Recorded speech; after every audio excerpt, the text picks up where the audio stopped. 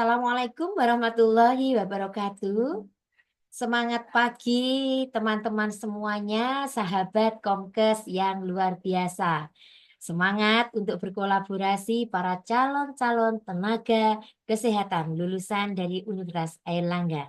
Baik, teman-teman sekalian, di pertemuan yang keempat, hari ini kita akan membahas tentang konsep perilaku kesehatan personal, perilaku masyarakat, dan budaya kesehatan. Jadi ada tiga materi yang kita jadikan satu, tapi saling untuk berkaitan. Baik, mohon teman-teman bisa untuk menyimak dengan baik, dan kemudian bagaimana kita refleksikan apa yang hari ini sudah kita dapatkan, tentunya nanti sebagai bekal implementasi kita sebagai calon tenaga kesehatan. Teman-teman sekalian, sahabat Komkes yang luar biasa, berbicara masalah perilaku. Perilaku itu apa sih begitu? Skinner mengatakan perilaku adalah hasil interaksi antara stimulus dan respon gitu ya. Jadi respon itu berarti yang dimiliki oleh individu, kemudian stimulus itu adalah bagian dari rangsangan. Bisa itu hadir dari internal maupun eksternal gitu ya. Menurut Noto Atmojo, jadi perilaku itu adalah tindakan yang dapat diamati dan dipelajari sebagai hasil dari penghayatan dan aktivitas yang dipengaruhi oleh faktor internal maupun eksternal. Jadi tindakan gitu ya, perilaku itu merupakan tindakan, bisa untuk kemudian dilihat juga termasuk apa namanya dipelajari. Kita sebagai seorang tenaga kesehatan sangat penting untuk apa namanya mempelajari perilaku ini, karena dari perilaku ini kita bisa untuk mengidentifikasi betul karakter-karakter yang dimiliki oleh individu, sehingga apa yang bisa kita lakukan, mungkin apa yang akan kita lakukan intervensi. Baik teman-teman semuanya, jadi ada dua bentuk perilaku, teman-teman. Ya, jadi perilaku itu ada yang perilaku yang tertutup atau closed behavior, dan kemudian perilaku yang terbuka atau open behavior. Maka perilaku tertutup ini merupakan respon terhadap stimulus masih belum dapat diamati oleh orang lain secara jelas atau masih terselubung. Jadi respon menghadapi seorang individu itu di dalam menghadapi stimulus itu belum dapat dilihat oleh orang lain. Jadi kita tahu gitu ya, bisa jadi orang lain apa namanya tidak tahu ya. Kemudian respon yang perilaku terbuka ini merupakan respon terhadap stimulus yang dapat diamati oleh orang lain atau sudah berupa tindakan. Misalnya seseorang yang mengalami masalah, mengalami luka misalnya. Itu kalau orang itu kan merupakan bagaimana ketika dia apa namanya mengalami luka itu, oh ternyata dia mengalami nyeri misalnya. Ini sudah bisa untuk dilihat. Apa contohnya? Orang itu meringis kesakitan misalnya. Nah, itu adalah apa namanya bentuk-bentuknya. Baik, kemudian teman-teman sekalian gitu ya, dari eh, perilaku tadi ini kita akan kaitkan dengan perilaku kesehatan. Apa itu perilaku kesehatan? Jadi perilaku itu berarti adalah suatu tindakan individu yang didasarkan pada apa tadi teman-teman? Rangsangan. Jadi rangsangan itu boleh apapun yang dialami oleh individu. Jadi kalau kita kaitkan, jadi berarti kan kita tambahkan kesehatan, perilaku yang kaitannya dengan kesehatan. Seperti itu. Berarti apa? Tindakan individu, kelompok, atau organisasi, termasuk perubahan sosial, pengembangan dan implementasi kebijakan, dan peningkatan kualitas hidup. Jadi kalau kita kaitkan dengan perilaku kesehatan, berarti ini adalah adanya sebuah perilaku atau perubahan yang kaitannya ada perubahan sosial, tentunya juga kaitannya dengan pengembangan dari sebuah kualitas hidup. Atribut pribadi seperti keyakinan ya. Jadi seorang individu kita gitu ya, individu kita ini kan saya sebut individu gitu ya. Seperti keyakinan. ya, kita memiliki atribut itu ada keyakinan, ada harapan gitu ya, ada apa namanya motif, ada nilai, persepsi dan elemen kognitif lainnya. Karakter kepribadian termasuk keadaan dan sifat afektif dan emosional dan pola perilaku, tindakan serta kebiasaan yang terkait dengan pemeliharaan kesehatan, pemulihan kesehatan dan peningkatan kesehatan. Jadi kalau kita simpulkan bahwa setiap individu itu gitu ya, apa namanya, mereka itu tentunya akan memiliki sebuah keyakinan, harapan, pengetahuan, sikap dan tentunya adalah tindakan. Dan ini adalah sangat juga menentukan bagaimana nantinya individu itu bisa merespon atau memiliki kebiasaan di dalam pemeliharaan kesehatan, pemulihan serta peningkatan kesehatan. Teman-teman semuanya. Ya, apa namanya, perilaku ini dibagi menjadi tiga, teman-teman ya. Jadi perilaku ini kita sudah potretnya adalah kesehatan. Jadi perilaku kesehatan itu dibagi menjadi tiga. Satu adalah preventive health behavior, ya. Jadi upaya untuk mencegah, kemudian illness behavior dan sick role behavior. Ayo sekarang kita bahas satu persatu apa yang disebut dengan pembagian dari masing-masing perilaku kesehatan ini. Yang dimaksud dengan apa namanya, preventive health behavior adalah respon yang dilakukan oleh seseorang yang meyakini dirinya sehat untuk tujuan mencegah penyakit atau mendeteksinya dalam tahap tanpa gejala. Ya, jadi teman-teman, respon yang dilakukan oleh seseorang yang meyakini dirinya sehat untuk tujuan mencegah penyakit. Jadi apa namanya? Contohnya barangkali adalah orang berolahraga. Itu sebenarnya adalah bagian orang itu apa namanya? Upaya untuk melakukan pencegahan terhadap penyakit. Misalnya melakukan apa namanya, perilaku hidup bersih dan sehat gitu. Itu juga upaya-upaya dari individu itu untuk melakukan preventive health behavior tadi. Selanjutnya teman-teman, ini adalah illness behavior. Yang dimaksud dengan illness behavior ini adalah respon yang dilakukan seseorang yang merasa dirinya itu mengalami gejala sakit untuk kembali sehat dan menemukan obat yang sesuai, ya. Jadi respon seseorang terhadap sakit dan penyakit, gitu ya, apa namanya, persepsi terhadap sakit, pengetahuan tentang penyebab dan gejala penyakit, pengobatan dan lainnya. Jadi adalah apa namanya, ketika seseorang itu mengalami sakit, misalnya batuk-batuk, gitu ya, dia mencoba agar supaya bagaimana batuknya tadi itu adalah sembuh. Maka yang dilakukan adalah seseorang itu apa namanya, menuju kepada fasilitas kesehatan. Mungkin bisa jadi di sana itu adalah mereka harus menjalani apa, pemeriksaan dahak, kemudian apa dan lain sebagainya. Sehingga itulah cara-cara bagaimana ada upaya orang yang berusaha ketika ada sebuah gejala, dia akan melakukan apa, upaya agar dia bisa kembali pulih seperti semula. Yang berikutnya adalah sick role behavior. Ini merupakan respon yang dilakukan seseorang yang menganggap dirinya sakit untuk memperoleh kesembuhan, menerima perawatan dari layanan kesehatan, mengenal atau mengetahui sarana Yankes yang layak, mengetahui hak dan kewajiban orang sakit.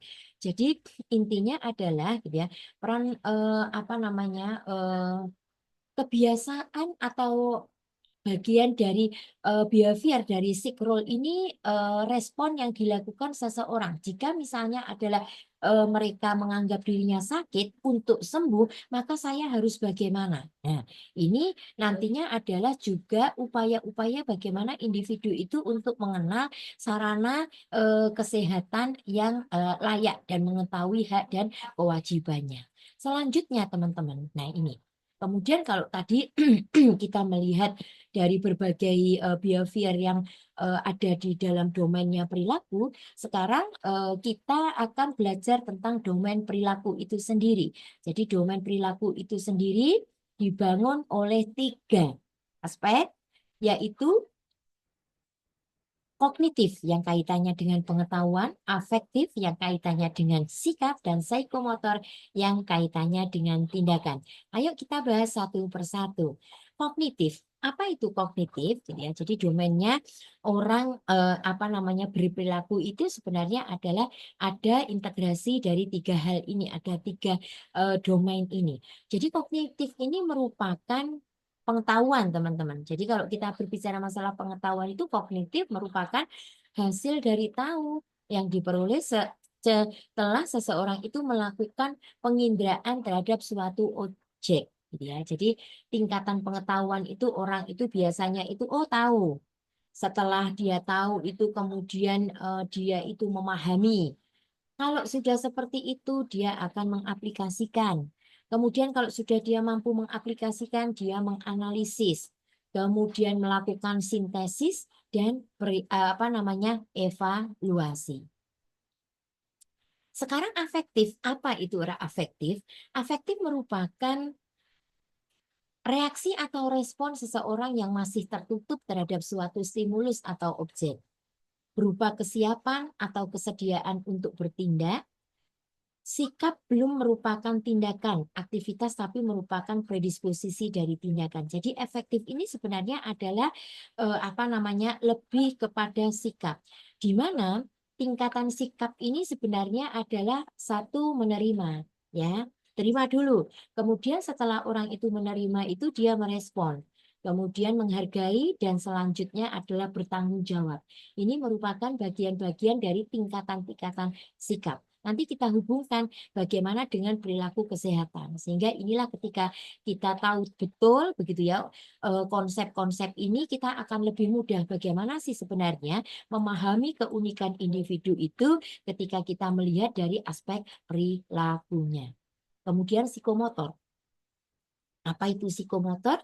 Merupakan perwujudan dari pengetahuan dan sikap yang telah dimiliki, ya. Jadi ini itu adalah integrasi. Dia sudah tahu, kemudian dia bersikap, maka dia melakukan sebuah perilaku. Seringkali diperlukan faktor pendukung atau kondisi yang memungkinkan, misalnya adalah fasilitas. Teman-teman sekalian, tingkatan dari psikomotor ini satu bisa persepsi, yang kedua adalah respon yang terpimpin, ya. Kemudian 3 adalah mekanisme, yang keempat adalah adopsi. Sehingga ini penting bagi kita para calon tenaga kesehatan. Sehingga kalau kita memahami, kita tidak langsung kok sulit sekali sih dan lain sebagainya. Sekali lagi, semua tindakan-tindakan yang kaitannya dengan perilaku itu sangat terkait dengan ketika individu itu tahu, kemudian dia mampu bersikap, dan akhirnya adalah dia mampu untuk mengadopsi dari perilaku atau hal yang kita berikan tadi. Teman-teman semuanya, jadi eh, kita akan melihat begini ya, perubahan perilaku menurut teori SOR. SOR ini apa? Stimulus, organisme, dan respon, ya. Jadi ada rangsangan, gitu ya. Terus kemudian individu itu kemudian merespon. Teori ini didasarkan asumsi bahwa penyebab terjadinya perubahan perilaku itu tergantung kepada kualitas rangsang stimulus yang berkomunikasi dengan organisme. Kualitas dari sumber stimulus, gitu ya, sangat menentukan keberhasilan perubahan perilaku seseorang, kelompok, atau masyarakat, gitu ya. Ini bagaimana lagi, gitu ya, bahwa dari proses perubahan perilaku ini, teman-teman, perubahan perilaku ini menggambarkan proses belajar pada individu. Jadi stimulus ini atau rangsangan ini diterima oleh organisme, kemudian dia akan respon. Responnya itu juga ada dua, tidak harus menerima. Ya, bisa jadi dia bisa untuk menerima, dia bisa untuk tidak menerima atau menolak. Ya. Manakala stimulus itu diterima, berarti individu ini mengerti. Nah, aku ngerti berarti menerima, gitu ya. Sehingga dia mampu untuk mengelola stimulus atau kesediaan untuk bertindak atau bersikap, gitu ya. Ini penting. Dukungan fasilitas dan dorongan dari lingkungan ini memperkuat stimulus efek tindakan individu sehingga terjadi perubahan perilaku gitu. Jadi apalagi kalau misalnya perilaku itu adalah perilaku yang sehat, ini sebenarnya adalah sangat membantu sekali bagaimana individu itu untuk lebih bisa untuk melakukan pencegahan. Kemudian perubahan perilaku menurut teori health belief model ini sebenarnya, jadi nanti ini teman-teman dipahami betul ya. Jadi apa namanya teori health belief model ini ya tentang perubahan perilaku, ini ya didasarkan pada teori ini. Di mana teori ini berfokus pada keyakinan atau kepercayaan untuk membentuk perilaku kesehatan, gitu ya. Kepercayaan merupakan karakteristik kognitif individu atau persepsi individu yang membentuk perilaku seseorang. Teori saat ini banyak digunakan untuk memahami tentang keputusan individu dalam memanfaatkan pelayanan kesehatan, gitu ya. Jadi apa namanya seseorang itu ketika mereka itu apa namanya memutuskan atau melakukan perilaku kesehatan itu ternyata itu difokuskan atau butuh yang namanya keyakinan atau kepercayaan individu, di mana kepercayaan ini nantinya gitu ya akan memberikan dorongan kepada individu itu untuk bisa membentuk perilaku yang sehat ya. Teman-teman sekalian, teori health belief model gitu ya. Ini kalau kita lihat adalah ada prosesnya gitu ya. Ada satu persepsi individu dibangun oleh persepsi individu, kemudian faktor pemodifikasi dan kemudian kemungkinan untuk bertindak gitu ya. Jadi ada tadi itu apa namanya? Ada kemungkinan-kemungkinan individu itu yang kaitannya faktor pemodifikasinya yang bisa misalnya adalah umur, gender, etnik, pengetahuan, kepribadian, sosioekonomi. Ya, ini apa namanya? Bagaimana bahwa dari gitu ya persepsi individu itu, ya, apakah itu dianggap menjadi sebuah ancaman atau merasa terancam, maka individu ini nanti itu akan bagaimana mereka itu melakukan sebuah tindakan. Tentunya isyarat tindakan ini juga sangat ditentukan oleh pendidikannya, ya, gejala, sakitnya, media informasi. Sehingga ini adalah merupakan gambaran bagaimana kira-kira kalau kita itu adalah bergerak di bidang layanan kesehatan itu kira-kira kalau menurut teori health belief model ini sebenarnya adalah apa sih sebenarnya gitu ya yang bisa kita lakukan akan menjadi faktor pemodifikasi misalnya. Oh, media informasi di dalam kesehatan itu ternyata menjadi hal yang penting bagaimana individu itu agar bisa mereka mendapatkan atau pengetahuan yang kaitannya nanti pada akhirnya adalah keyakinan dan kemudian individu itu bisa memiliki gitu ya kemampuan kemungkinan untuk bertindak. Teman-teman semuanya, di dalam teori health belief model ini ya, jadi itu tadi ini nanti itu sebagai bekal kita gitu ya. Kalau saya sudah masuk, ada orang itu ternyata yang kita masuk di dalam suatu daerah misalnya, ya, di mana misalnya penduduknya kebanyakan adalah menggunakan sungai itu adalah sebagai media untuk MCK.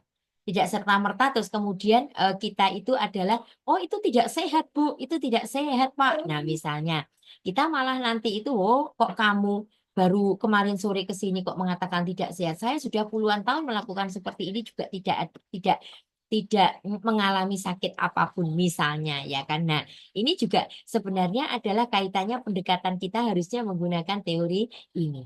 Nah, teman-teman sekalian, kepercayaan atau keyakinan individu itu diperoleh melalui apa? Satu, bisa internalisasi suatu kepercayaan dari sekitar selama masa kanak-kanak. Ya, kemudian adopsi kepercayaan dari orang-orang yang berpengaruh seperti pasangan atau pemimpin, ya. Kemudian juga pesan yang diterima secara terus-menerus yang berhubungan dengan kepercayaan atau keyakinan terhadap kesehatan.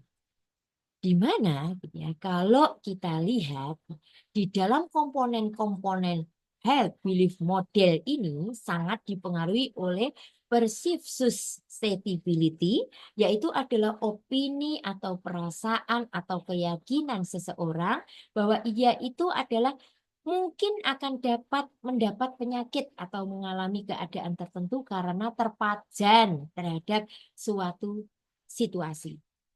Tetapi ada juga komponen satunya, yaitu adalah serius atau heaviness, di mana ini adalah perasaan bahwa penyakit atau masalah yang dirasakan dapat atau tidak mengenai dirinya berada dalam dimensi probabilitas ringan sampai berat.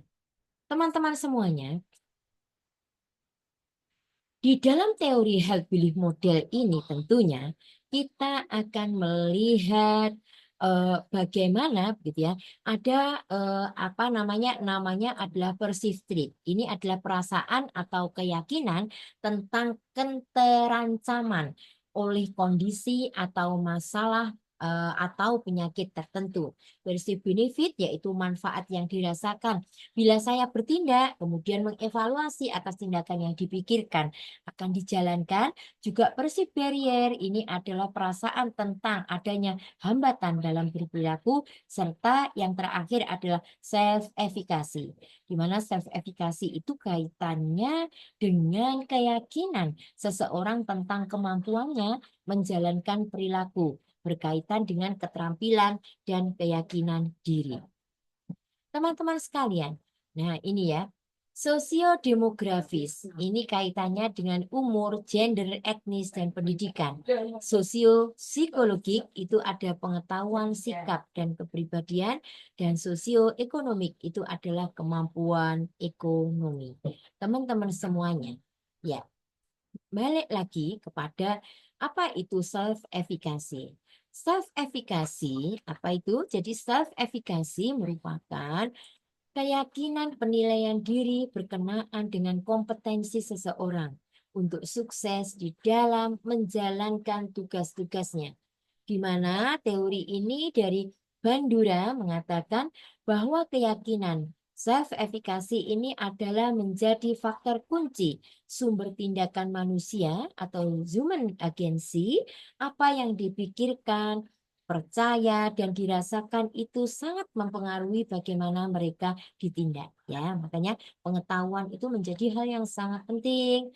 Kemudian setelah tahu dia itu mampu untuk bersikap, gitu ya. Ini juga mempengaruhi nanti keputusan dia untuk melakukan satu tindakan. Jadi ada keyakinan penilaian diri untuk akhirnya dia kemudian bertindak. Teman-teman sekalian, dari teori self-efficacy, ini kekuatan self-efficacy ini menentukan apa? Yaitu menentukan apakah perilaku itu akan dilakukan atau tidak. Seberapa banyak usaha yang akan dihasilkan dan seberapa lama usaha yang akan didukung untuk menghadapi tantangan. Tidak berkaitan dengan keterampilan atau skill individu, tetapi berkaitan dengan keputusan yang mereka miliki berkenaan dengan keterampilan. Teman-teman sekalian, dalam teori self-efficacy ini adalah di mana self-efficacy ini yang tinggi, jadi self-efficacy yang tinggi itu akan membantu membuat perasaan tenang dan dalam mendekati tugas dan kegiatan yang sulit. Perasaan efikasi yang kuat meningkatkan kecakapan seseorang dalam kesejahteraan atau well-being dalam cara yang tak terbayangkan. Kemudian orang yang meragukan kemampuan dirinya seringkali mempercayai sesuatu itu lebih sulit daripada yang sesungguhnya. Individu yang confident memandang tugas-tugas sulit sebagai tantangan untuk dikuasai atau bukan sebagai ancaman untuk dihindari. memiliki minat yang lebih kuat dan keasikan yang mendalam pada kegiatan, menyusun tujuan yang menantang mereka.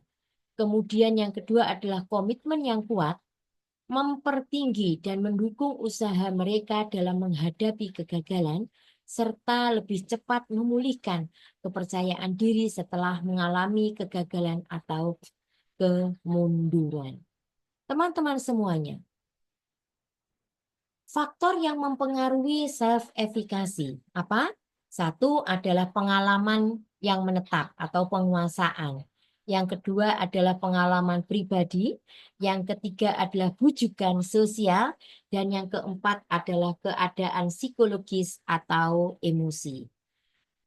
Pertama akan kita bahas satu persatu. Apa itu? Jadi penguasaan atau pengalaman yang menetap ini merupakan peristiwa masa lalu atau kesuksesan dan atau kegagalan merupakan faktor terpenting pembentuk self-efficacy seseorang.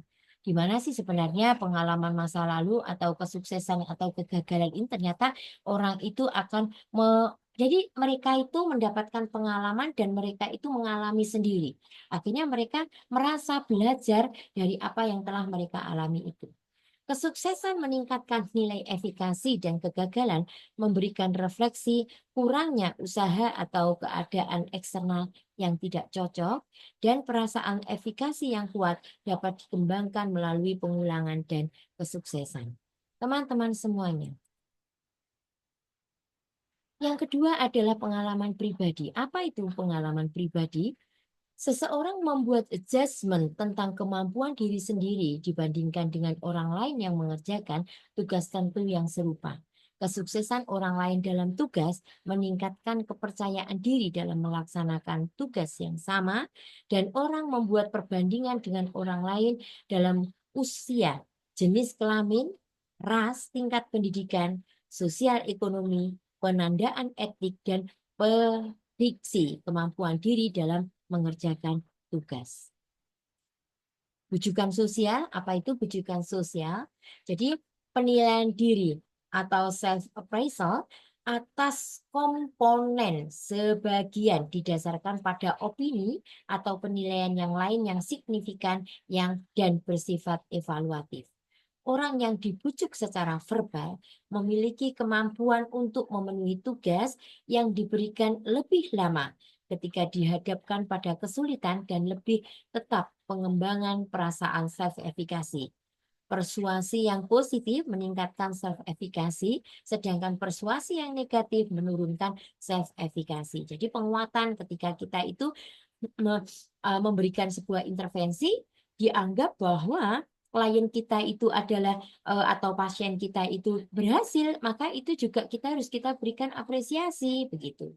Kita berikan sebuah reinforcement yang positif agar mereka apa? Dengan kekuatan yang kita berikan, apresiasi yang kita berikan itu ternyata akan memberikan peluang kepada klien kita itu untuk mengulang hal yang sama atau keberhasilan yang sudah mereka dapatkan. Yang keempat adalah keadaan psikologis atau emosi. Di mana situasi yang penuh tekanan, manusia menunjukkan tanda susah, guncang, sakit, lelah, takut, muak, dan seterusnya. Persepsi seseorang atas respon mengubah self-efficacy seseorang. Keputusan self-efficacy pribadi seseorang lebih dipengaruhi oleh perasaan daripada situasi pelaksanaan tugas yang berisiko.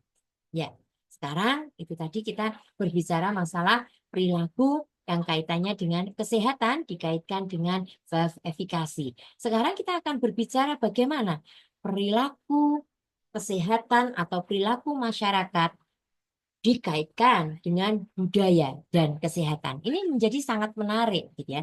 Karena ternyata dalam kehidupan bermasyarakat itu ada sebuah budaya di sana gitu ya, ada sebuah tradisi di sana dan itu sangat lekat. Nah, sehingga ini harus bisa untuk kita kuatkan bagaimana ini juga bisa untuk membangun kualitas-kualitas kesehatan sehingga masyarakat atau individu itu bisa untuk memiliki kemampuan perilaku di dalam hal kesehatan. Ada 4 determinan perilaku, yaitu satu, pemikiran dan perasaan. ini dipengaruhi oleh pengetahuan, kepercayaan, dan sikap. Yang kedua adalah acuan atau referensi dari seseorang yang dipercayai. Jadi contoh masyarakat, begitu ya. Terus yang ketiga adalah sumber daya yang tersedia, seperti fasilitas, uang, waktu, tenaga kerja, mempengaruhi terjadinya perilaku kesehatan atau masyarakat yang bersifat positif atau negatif. Dan kemudian adalah kebudayaan, kebiasaan, nilai maupun tradisi yang ada di masyarakat. Gitu. Jadi teman-teman, apa namanya, sekali lagi determin perilaku ini adalah ada 4. Satu adalah pemikiran, yang kedua adanya sebuah referensi, yang ketiga ada sumber daya, dan yang 4 ada budaya atau kebiasaan atau nilai maupun tradisi yang ada di masyarakat. Ternyata ini juga sangat mempengaruhi begitu ya perilaku dari seorang individu ini. Nah, ini harus kita tahu betul. Jadi sehingga memang apa modifikasi-modifikasi yang bisa kita lakukan kaitannya dengan memberikan pelayanan kesehatan ini. Jadi ternyata manusia dan budaya itu adalah sangat lekat, teman-teman. Gitu ya. Jadi masyarakat itu ternyata manusia itu individu. Ya, hakikat dari manusia makhluk sosial. Kalau kita sudah ngomong bermasyarakat, itu berani bersama, kemudian berkumpul dalam waktu yang tidak pendek, artinya dalam waktu yang lama. Nah, ini nanti akan menghasilkan sebuah budaya atau tradisi yang ada di masyarakat. Nah, ini juga sangat mempengaruhi dari sebuah peradaban. Budaya berarti adalah sebuah peradaban, teman-teman. Disebut juga peradaban, gitu ya. Jadi pemahaman ini meliputi apa? Meliputi satu pengetahuan, kepercayaan, seni, moral, hukum, adat istiadat yang diperoleh dari anggota masyarakat. Ya. Jadi peradaban atau pendapat umum sesuatu yang baik dan berharga dalam kehidupan bermasyarakat. Kebudayaan, apa itu kebudayaan? Kebudayaan merupakan berasal dari bahasa Sanskerta yang berarti budaya atau budi yang berarti budi atau akal. Jadi segala sesuatu yang kaitannya dengan akal. Budaya tidak dapat dipisahkan sebagai kata majemuk budi dan daya. Berarti apa itu? Ada cipta, ada sa, ada karya, ada karsa. Karsa, karya. Gitu ya. Ini menurut Kuncoro Diningrat. Budaya itu berarti cipta, rasa, karsa, karya. Ya. Dalam bahasa Inggris, kebudayaan disebut dengan culture, berasal dari kata Latin, colore, yaitu mengolah atau mengerjakan. Jadi aspek budaya ini dapat mempengaruhi kesehatan, antara lain tradisi, fatalistik, nilai, etnosentris, norma, dan lainnya. Nanti akan coba kita berikan contohnya. Fungsi kebudayaan untuk masyarakat, yaitu pertama, untuk melindungi diri sendiri terhadap alam, ya. Misalnya budaya orang Papua mengatakan bahwa gunung itu adalah sebagai ibu. Yang kedua adalah untuk mengatur hubungan antar manusia.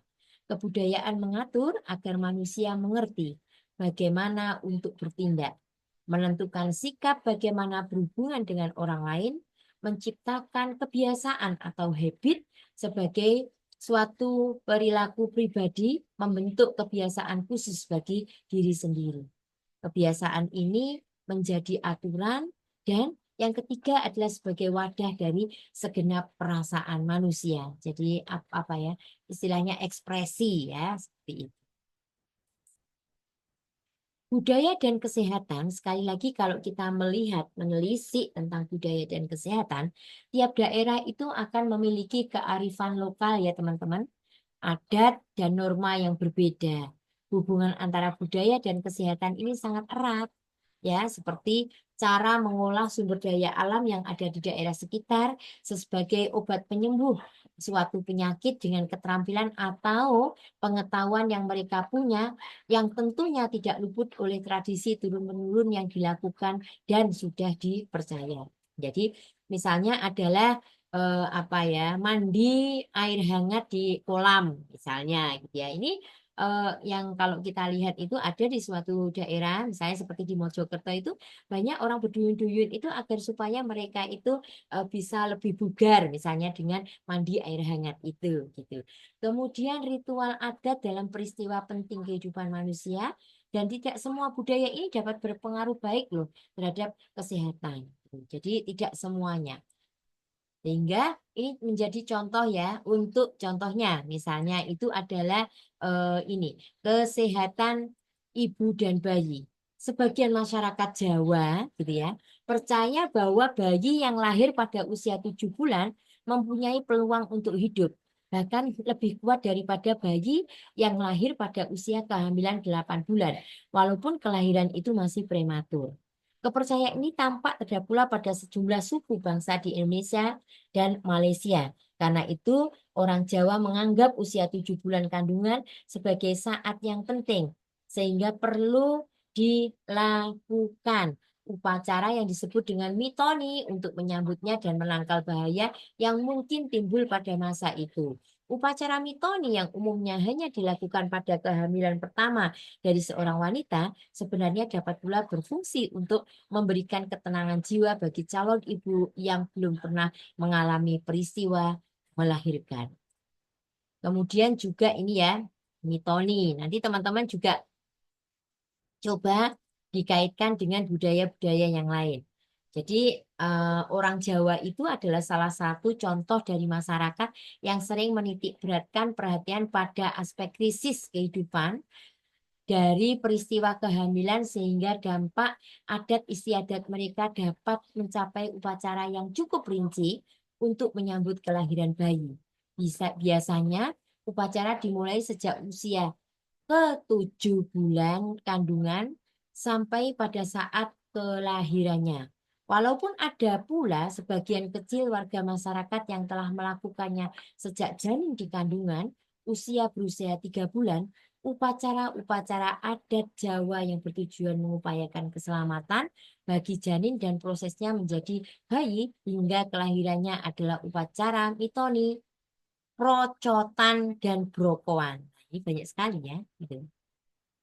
Kemudian teman-teman ini contohnya juga bedak sawan. Nah, ini kadang-kadang nanti teman-teman misalnya yang jadi bidan itu kan masih sering banget ya kita dapati seperti ini ya. Sementara itu di suatu daerah itu hanya satu atau dua saja petugas kesehatan. Kita akan banyak sekali untuk melihat mungkin tradisi-tradisi lokal apa namanya adat yang itu seringkali mereka anggap adalah sebagai sumber apa kekuatan atau yang bisa untuk mereka bisa sehat kembali. Ini ada rempah-rempah Jawa. Jadi ada banyak ya daun delinggo, bangle, ada selaras, kunyit, bawang merah, ketumbar, laos, jinten, kulit pohon secang, kayu manis, akar wangi, cendana, daun kemukus dan kemuning. Teman-teman tahu kalau wedang, wedang apa itu? Yang akar-akaran itu, gitu ya. Kemudian rempah-rempah tersebut ditumbuk jadi satu dan ditempelkan atau dibalurkan pada tubuh si sakit pada tiap persendian utama, ubun-ubun, dan belakang telinga. Peredakan ini mampu untuk meredakan demam, menggigil, suhu badan panas tinggi, telapak tangan dan kaki berkeringat, dada berdetak. Kemudian ini ya, nah dibandingkan juga dengan modernisasi begitu ya. Makanya kalau orang dulu itu jarang sakit ya, ternyata mereka sudah kita masuk kepada area modernisasi, ini ternyata adalah apa namanya perilaku yang berbahaya bagi kesehatan. Contohnya apa? Merokok ya kan. Terus kemudian contohnya apa? Ini adalah kaitannya dengan makanan junk food gitu ya. Contohnya apa? Gadget. Contohnya apa? Hamil di luar nikah atau pergaulan yang kaitannya dengan apa namanya seks bebas. Kemudian bisa jadi narkoba atau minum-minuman keras. Ini adalah apa namanya upaya itu. Nah, teman-teman sekalian, kaitannya dengan materi tadi baik. Sekarang ini adalah penugasannya ya. Uraikan secara dengan narasimu apakah yang dimaksud dengan eh, apa perilaku dan perilaku kesehatan. Yang kedua, berikan contoh perilaku individu yang mendukung kesehatan dan dapat mengganggu kesehatan. Yang ketiga, bagaimana cara mengubah perilaku masyarakat untuk meninggalkan perilaku yang tidak sehat menjadi lebih sehat menurut pendapatmu sendiri. Dan yang keempat adalah berikan contoh budaya masyarakat sekitarmu yang mendukung kesehatan dan bisa merusak kesehatan. Ini mohon dijelaskan. Baik, teman-teman semuanya, inilah kiranya adalah eh, kaitannya dengan perilaku kesehatan, begitu, dan kemudian dikaitkan dengan budaya. Ternyata ini sangat penting materi ini untuk kita tahu bahwa nantinya itu adalah bahwa kita nantinya itu akan memberikan pelayanan. Siapa yang kita berikan pelayanan? Masyarakat. Dan masyarakat itu bukanlah sama. Mereka tidak semua itu adalah lulusan dari perguruan tinggi misalnya. Tetapi berbagai kalangan, berbagai tingkat pendidikan, berbagai pengetahuan, berbagai keyakinan, dan ini. Sehingga inilah yang perlu betul kita akan pelajari, dan dengan kita bisa untuk mempelajari perilaku dari manusia ini, kita akan bisa melihat bagaimana keunikan dari individu, dan tentunya adalah bagaimana upaya-upaya individu itu untuk bisa meningkatkan derajat kesehatannya. Tentunya dengan berbagai cara atau mungkin mereka menggunakan kearifan lokal yang ada. Baiklah teman-teman semuanya, para pembelajar yang luar biasa, sahabat Komkes yang budiman, teruslah tingkatkan pengetahuan kita, tingkatkan kompetensi kita untuk terus bagaimana kita bisa untuk memiliki eh, kemampuan di dalam hal pelayanan kesehatan. Kurang lebih mohon maaf gitu ya. Di Irian ada burung cendrawasih. Sekian dan terima kasih. Assalamualaikum warahmatullahi wabarakatuh.